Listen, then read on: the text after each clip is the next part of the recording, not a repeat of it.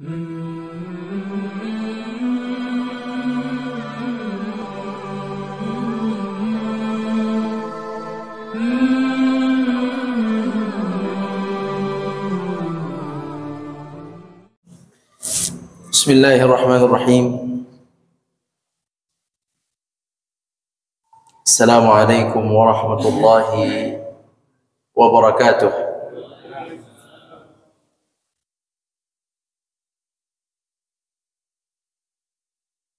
Alhamdulillah, wassalatu wassalamu ala rasulillah wa ala alihi wa sahbihi wa mawalah.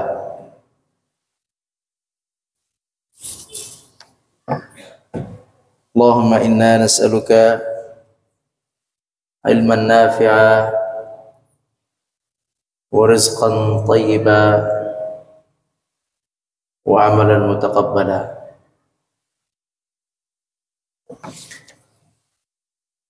Allahumma la ilma lana illa ma 'allamtana innaka antal alimul hakim. Rabbana zidna ilma warzuqna fahma. Allahumma amin.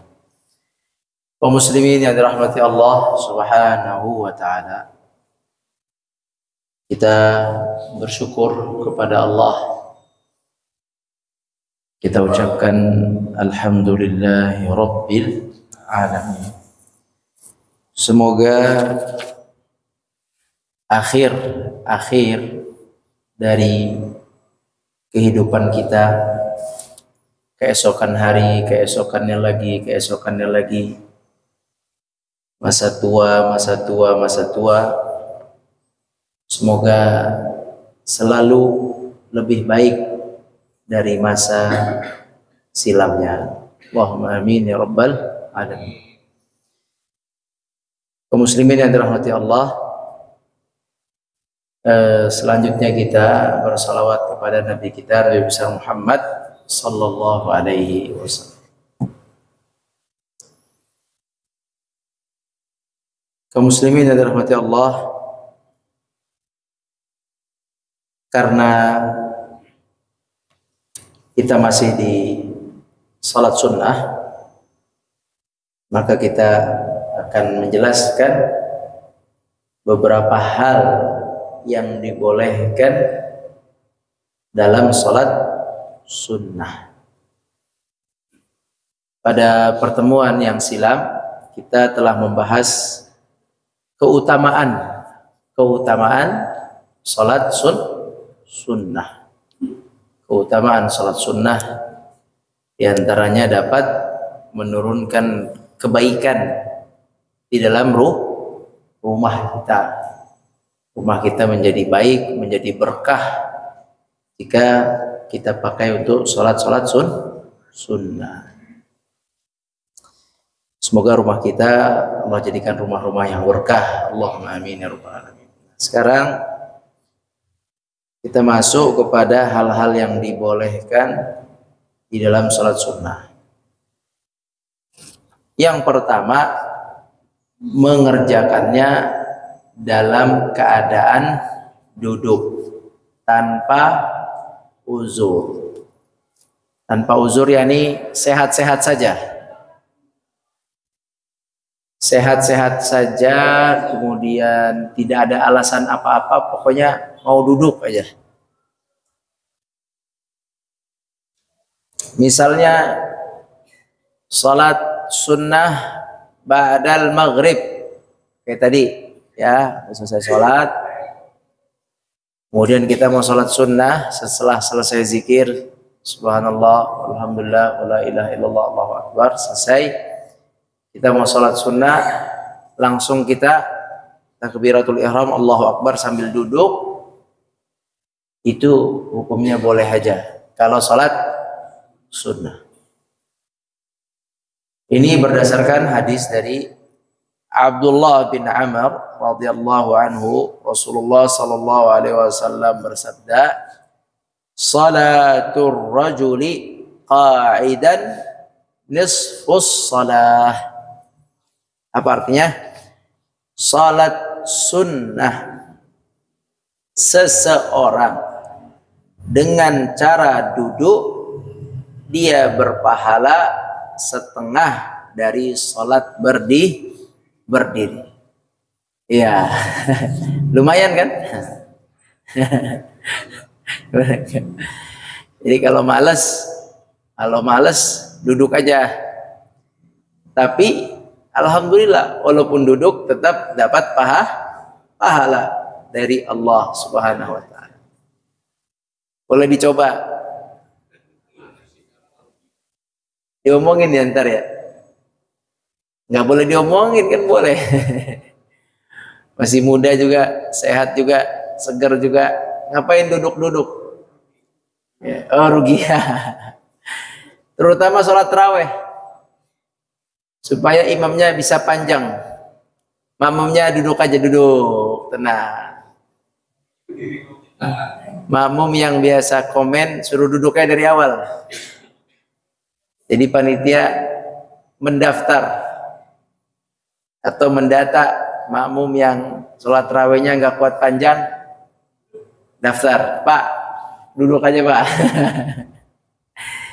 Biar terdata, biar nanti duduknya bareng-bareng. Kalau sendiri nggak enak ya kan? Nah, yang duduk ada 3, 4, 5, jadi nggak malu. Bagi yang nggak kuat, kalau sholat sunnah qiyamul lail misalnya, i'tikaf misalnya, atau tarawih misalnya. Jadi dibolehkan sholat sunnah dengan cara duduk. Tidak ada yang salah di situ, semuanya benar. Untuk sholat sunnah dengan cara duduk. Tetapi, Masya Allah, sebelum, alhamdulillah nih keluar duluan. Kirain mau azan. Apa tadi itu? Kalau sholatnya duduk itu dapat pahalanya setengah. Nah, kemudian di sini ada hadis lain dari Imran bin Husain radhiyallahu anhu bercerita, aku pernah bertanya kepada Rasulullah sallallahu alaihi wasallam tentang salat seseorang yang dikerjakan sambil duduk. Maka Rasul menjawab, in shalla qa'iman fahuwa afdal wa man shalla qa'idan falahu nisfu ajril qa'im. Jika dia mengerjakan salat sambil berdiri, yang demikian itu lebih baik. Barang siapa mengerjakan salat sambil duduk, maka baginya setengah dari pahala orang yang mengerjakannya sambil berdiri. Hadis riwayat Bukhari. Artinya tidak ada masalah sama sekali salat duduk bagi yang ingin duduk, khususnya adalah salat sunnah. Tidak boleh salat yang lain. Itu salah satu keistimewaan salat sunnah, yaitu boleh dikerjakan dengan cara duduk walaupun tidak ada uzur. Yang kedua, dibolehkan mengerjakan salat sunnah di atas kendaraan, baik dalam perjalanan jauh maupun perjalanan dekat. Kendaraan itu apa? Unta. Kalau sekarang apa? Alphard. Mobil, terus kereta, pesawat, terus kapal laut, terus motor. Boleh nggak sholat di atas motor? Enggak, maksudnya yang diboncengin. Itu onta gimana? Sholat di atas onta gimana? Hah? Coba, ontanya berhenti. Bisa ya Pak ya? Ontanya bisa ya? Jalan. Ontanya udah ngerti kayaknya. Kalau onta dia jalan sendiri ya. Yang digoncengin naik motor bisa sholat sunnah di atas motor. Secara dalil bisa. Aturannya bisa. Cuman nggak mau aja kita. Coba gini, kalau kendaraan onta itu samanya dengan motor apa mobil? Bukan harganya, bukan kualitasnya. Maksudnya muat berapa gitu. Onta muat berapa? 2. Mirip apa? Motor kan? Pakai pintu nggak? Enggak kan? Ya. Jadi dia onta itu sama dengan motor itu, sama dengan sepeda. Bisa nggak Nabi itu sholat sunnah? Ini sholat sunnah ya, di atas onta. Turun aja dulu kan, simpel aja, tinggal, ya kan? Iya nggak? Kalau mobil mungkin macet ya kan? Itu onta ada macet nggak kemarin? Nggak ada tuh, nggak ada macetnya. Sebenarnya menurut antum ada nggak yang menyebabkan Nabi terpaksa harus di atas onta, nggak bisa turun? Ada nggak? Masuk logika nggak? Oh, nggak mungkin turun nih, macet. Ada nggak? Nggak ada sih. Hah? Nggak ada. Onta jalan di gurun, gurun luas, kanan kiri luas. Onta juga kagak lari ngacir, dia bisa suruh berhenti dulu, berhenti, bisa. Nah, ketika kita mendapati informasi hadis bahwa Nabi sholat di atas onta, berarti itu perbuatan itu adalah syariat khusus, sengaja dilakukan oleh Nabi, sengaja itu. Padahal saat itu belum ada yang nanti ini, sekarang ada motor, sekarang ada mobil, ada pesawat, ada juga kapal laut. Ternyata perbuatan yang Nabi sengaja itu, saat itu ya, sengaja di atas onta, padahal tidak ada penghalang untuk turun, nggak ada penghalangnya. Tapi Nabi SAW melaksanakan di atas onta itu karena syariat. Syariat itu begitu Pak. Syariat itu apa yang dilakukan Nabi. Gak usah banyak protes. Ya pokoknya Nabi begitu, udah ikutin aja. Simpelnya begitu syariat itu. Sampai-sampai yang kemarin kita bahas sujud sahwi, sampai-sampai sholat zuhur 2 rakaat pun sahabat ngikut aja. Saking ya patuh dan menjaga Nabi perbuatannya, ucapan, saking menjaga itu. Jadi kalau memang kita dengar hadisnya seperti itu, diterima aja dulu. Kecuali ada hadis yang secara teks seakan-akan berlawanan, itu ada yang punya ilmu nanti, yaitu guru-guru kita, ulama kita tahu tuh bagaimana menggabungkan 2 hadis yang seakan-akan berlawanan. Bagi siapa? Bagi orang awam berlawanan. Bagi orang berilmu itu tidak berlawanan. Mereka sudah tahu itu.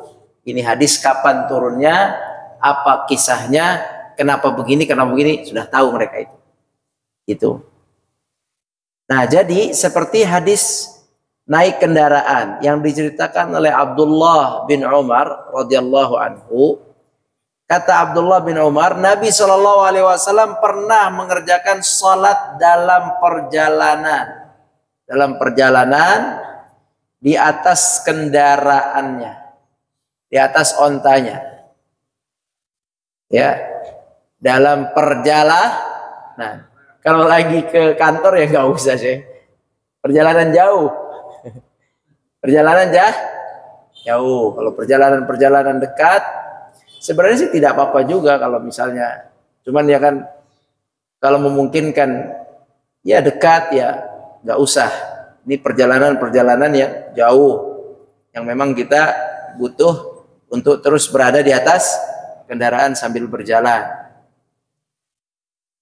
Nah, sholat dalam perjalanan di atas kendaraannya, ke arah mana kendaraannya itu berjalan. Nah, ini jadi sebuah rujukan kita.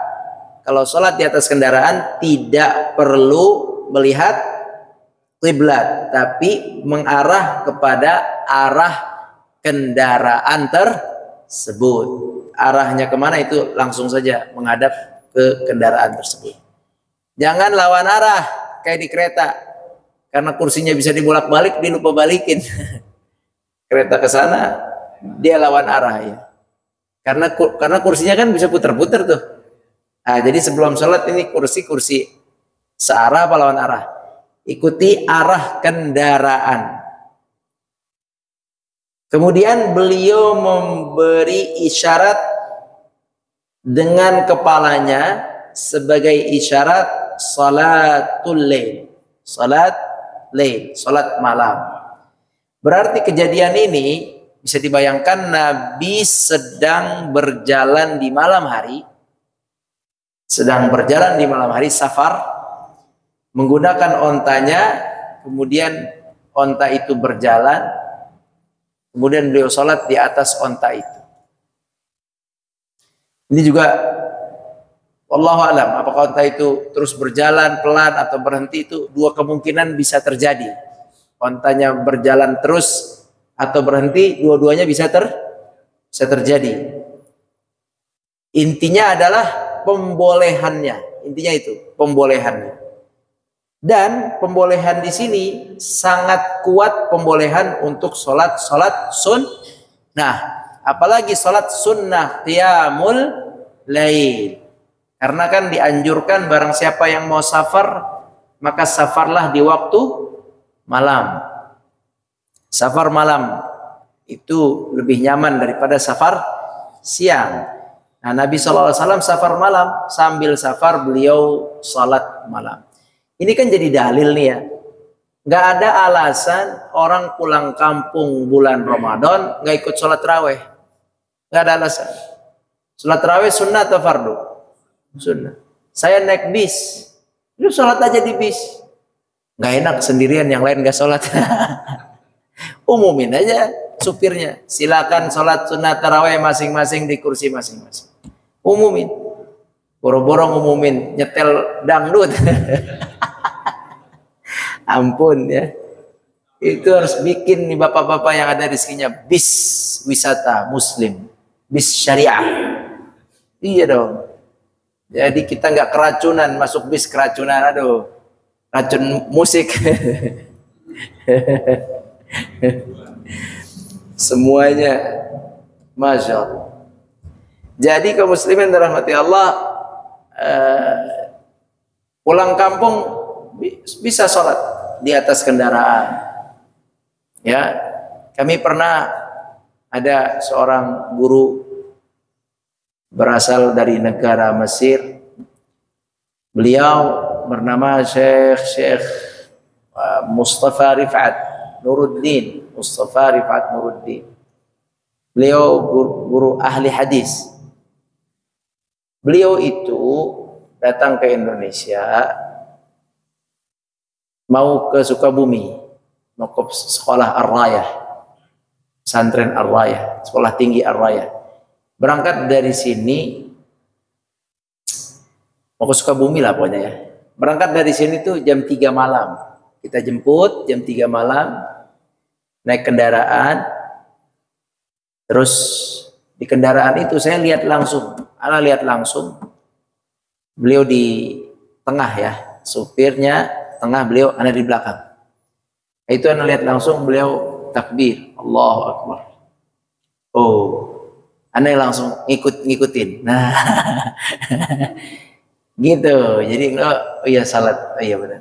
Kita salat juga, Allahu Akbar. Dah berapa rakaat nggak ngerti dah, pokoknya sepanjang jalan itu beliau salat sampai waktu subuh. Nah, Bapak Ibu sekalian, kaum muslimin rahmati Allah, artinya kalau kita malam-malam bersama keluarga, ya di kereta api atau mobil pribadi, itu anjurkan sebelum tidur di kereta itu sholatlah dulu, namanya sholat qiyamul lail. Sedangkan Nabi saja menyempatkan ketika safar, maka kalau bisa kita sempatkan. Yang umrah sama juga nih, umrah. Yang umrah itu yang berjalan malam, banyak yang nggak ngerti. Nggak ngerti ini benar-benar pelaksanaan ini hilang. Anda bisa sampaikan amalan ini qiyamul lail di atas kendaraan malam hari hilang, nggak diamalkan ini sunnah ini. Ini banyak yang nggak tahu, walaupun udah belajar, belum tentu banyak yang berani mengamalkan ini.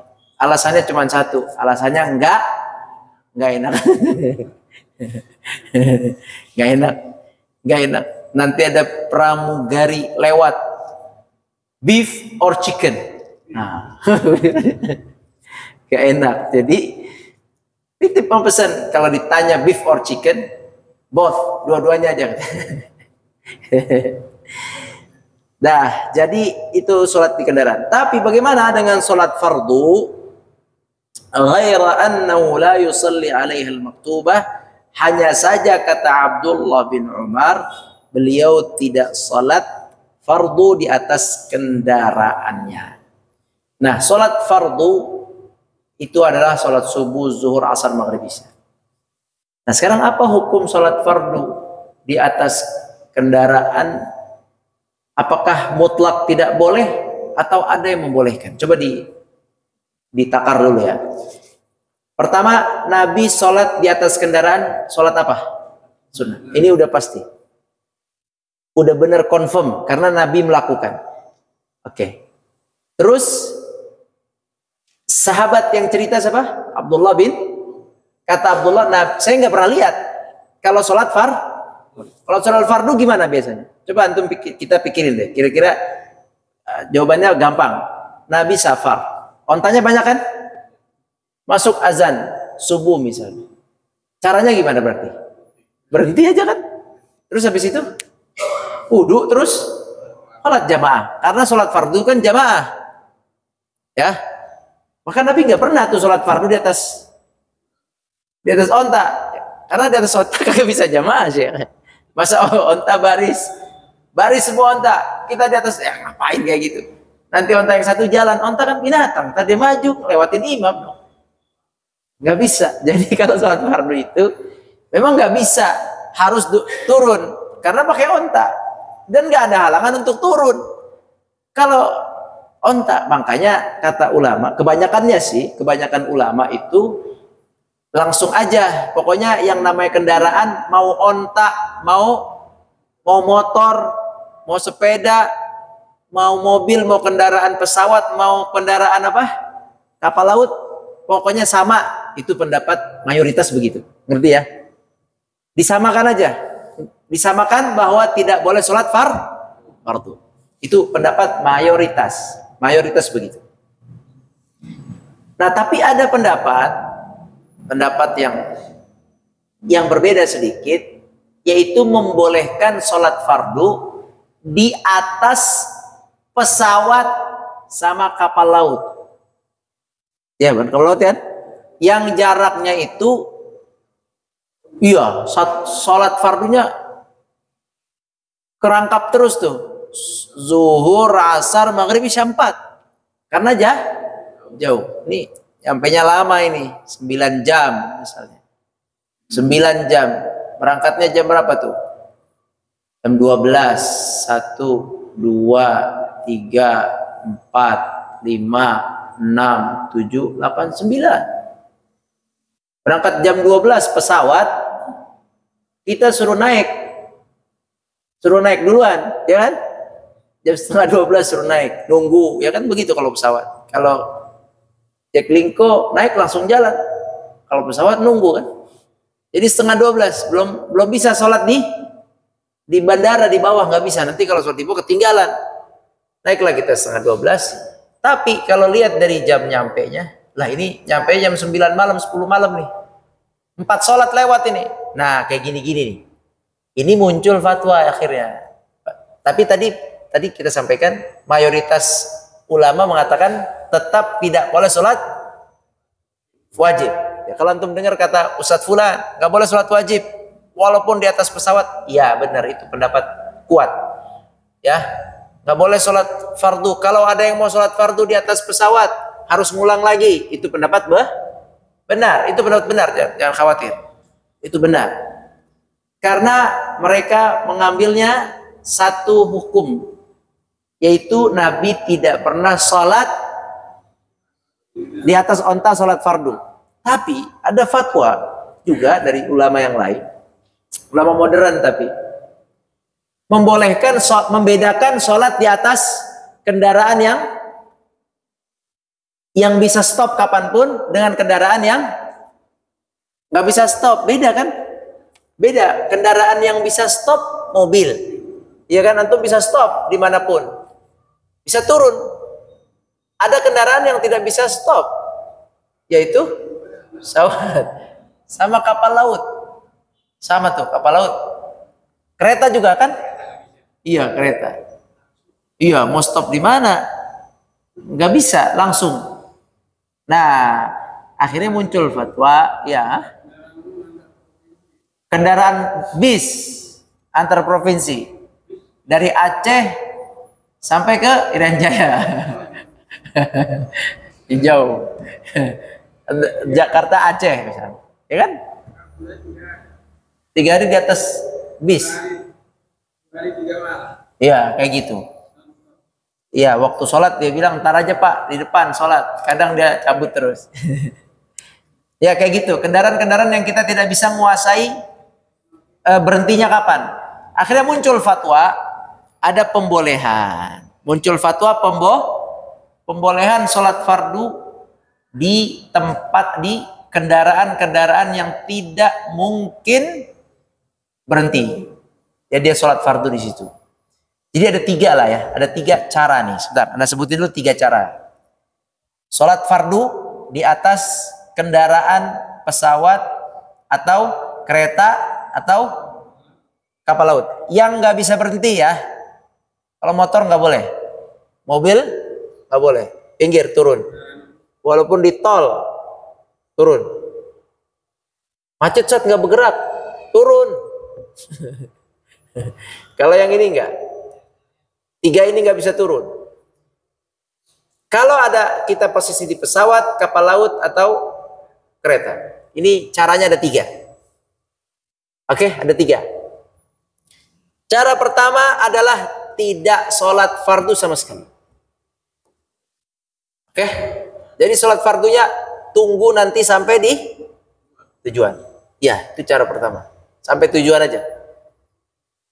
Berarti kalau antum sampai jam 9 tadi, antum sholatnya banyak. Iya, sholat zuhur sama asar, terus asar, ya digabung 2 zuhur 2 asar selesai, masuk lagi 3 maghrib 2 isya. Itu cara pertama. Boleh nggak? Boleh. Kalau ada jamaah umroh satu grup, saya mau begitu, udah nggak usah ribut, biarin aja dari tanah haram, nggak usah pada ribut. Nah, dia pakai cara itu. Atau ada pembimbing bilangnya begitu, udah ikutin aja. Tamam? Yang kedua, cara kedua itu sholat di pesawat. Ini Imam Syafi'i ini pendapatnya. Sholat di pesawat atau di kendaraan-kendaraan yang seperti tadi. Tetapi sholat itu harus diulang ketika udah nyampe. Kok diulang? Mendingan gak usah sholat. Iya kan? Iya kan?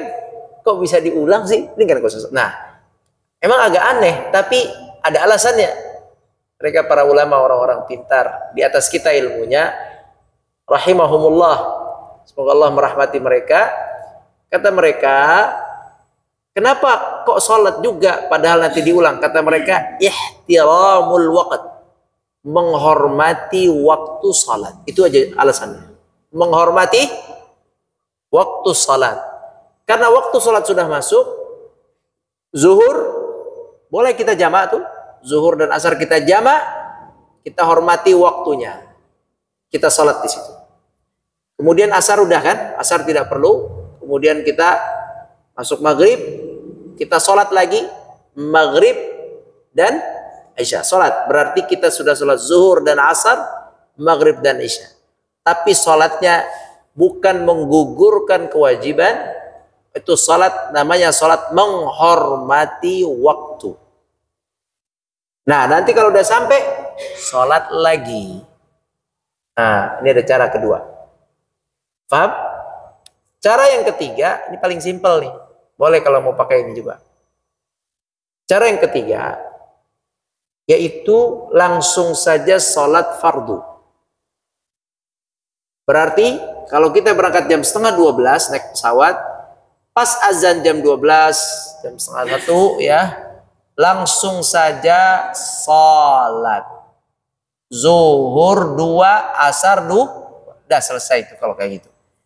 Nanti ketika masuk waktu maghrib, ya langsung saja juga sholat maghrib dengan ini cara yang ketiga. Cara yang ketiga ini tidak perlu ngulang lagi, dan selesai. 3 itu. Jadi dipahami? 3 cara. Satu, yang pertama, yang pertama tidak sholat sama sekali menunggu sampai, ya kan? Yang kedua sholat untuk menghormati waktu. Yang ketiga sholat saja, tidak perlu mengulang. Yang mana yang enak, Pak? Yang kedua ngulang, Syekh. Yang kedua enak, boleh. Yang ke satu enak juga tidurnya terus.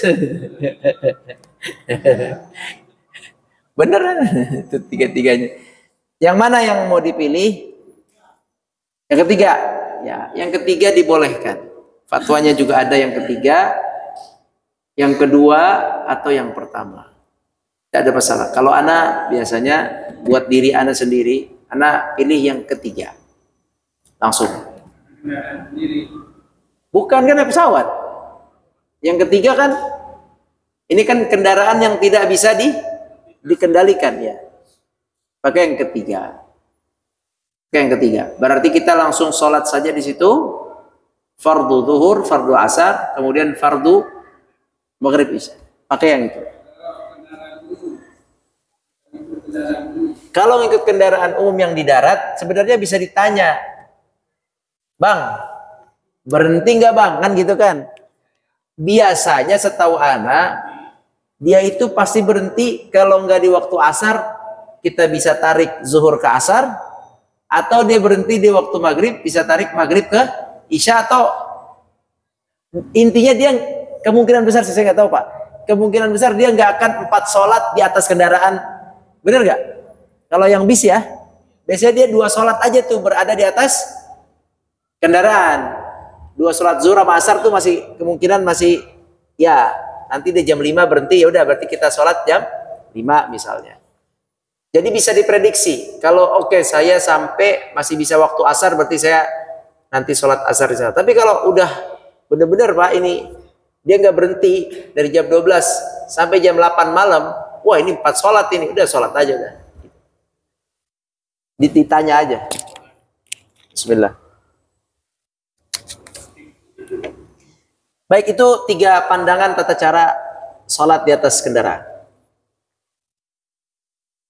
Selanjutnya nomor 3, diutamakan rutin daripada banyak.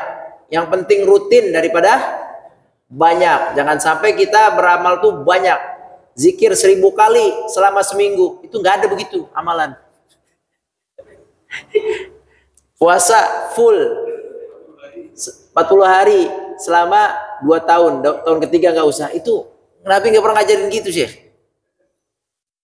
Ya, iya, sholat duha 10 hari, setelah itu akan dapat ini. Iya, sholat tahajud 10 hari. Pokoknya yang begitu-gitu nggak ada itu dalam ajaran Nabi Sallallahu Alaihi Wasallam. Jadi kalau mau beramal rutin, nggak ada itu amal begitu-begitu tadi. Tapi kalau ada yang ngerjakan seperti itu, ya antum lemah lembut lagi lah, nggak usah rame.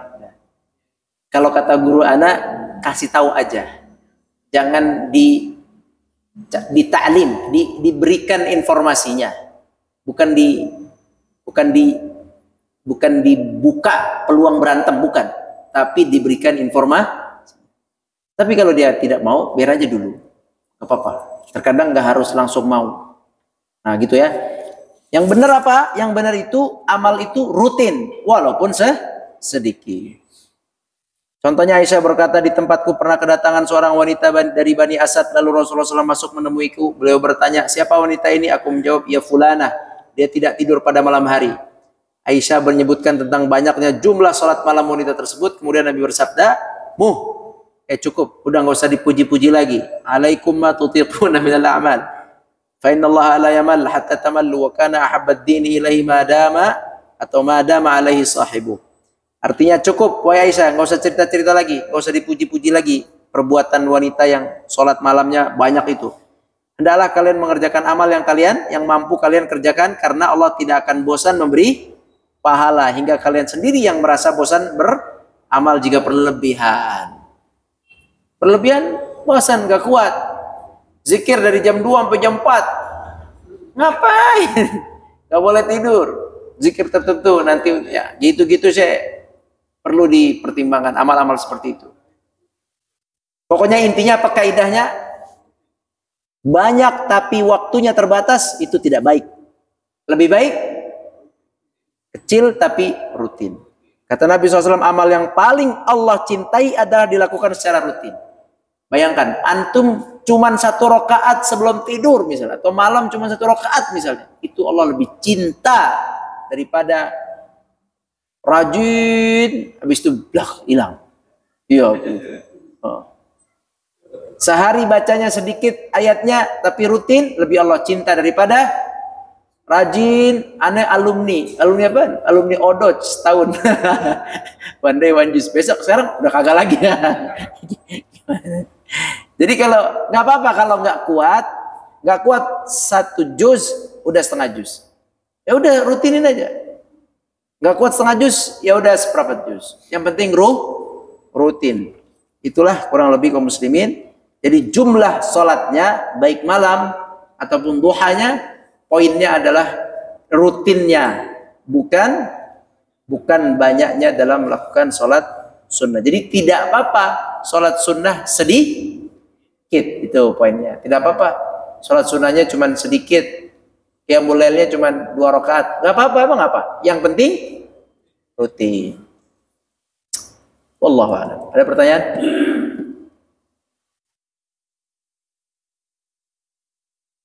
Azan. Iya Pak, nanya apa Pak? Ya. Kemudian kalau kita misalnya sholat di haram, sama ada pahalanya dengan salat sunnah qiyamul lail, ayat tahajud di Masjidil Haram.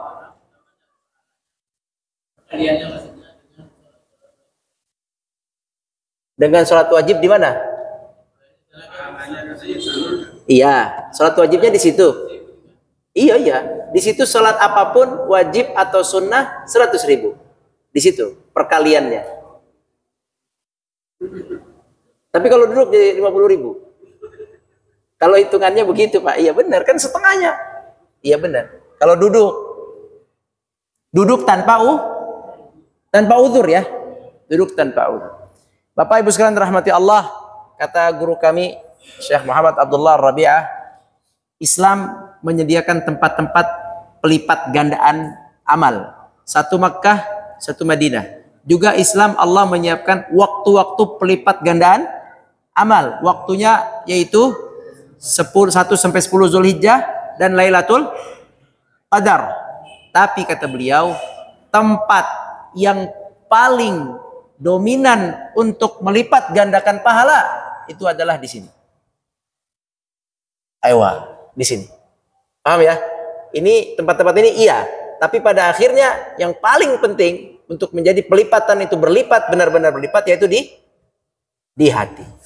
Demikian, semoga Allah berikan kita kelipatan tempat dan hati, kelipatan waktu dan hati. Allahumma amin ya rabbal alamin. Wallahu alam. Ana mohon izin 2 minggu ke depan tidak bisa mengisi kajian karena safar. Mudah-mudahan digantikan oleh yang lain insyaallah lebih baik.